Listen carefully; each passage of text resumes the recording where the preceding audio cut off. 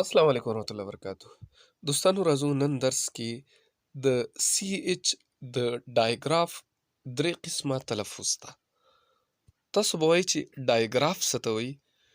نو ډایګراف هغه دوه حروفو ته وایي چې کوم یو ځای راشي او د یو حرف آواز ورکوي لکه سی ایچ ایس ایچ وغیره.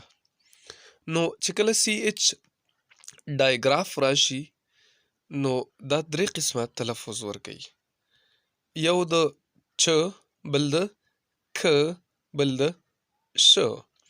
تاسو په مخامخ مثالونو کې کتلی شئ د چ آواز لکه چایلډ او د ک آواز لکه کیریکټر او د ش آواز لکه شیکاګو. راځو اصولو ته چې سی ایچ ډایګراف به د چ آواز کله ورکوي، د ک آواز به کله ورکوي او د ش آواز کله. نو راځو تفصیل ته.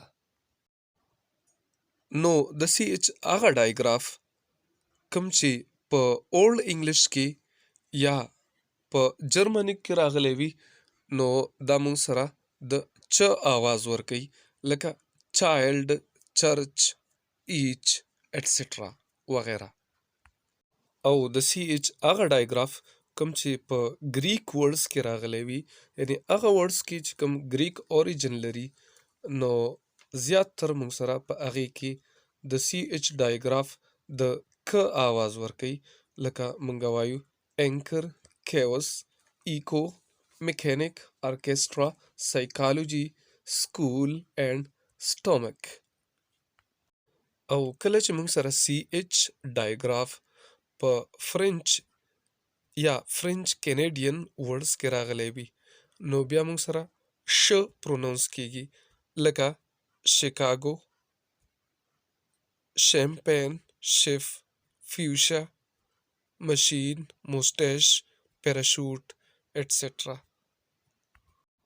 امید دی چې تاسو به د سی ایچ د ډایګراف په درې قسمه تلفظ پوه شوي. د اوریدلو ډیره مننه. والسلام علیکم ورحمة الله وبرکاته.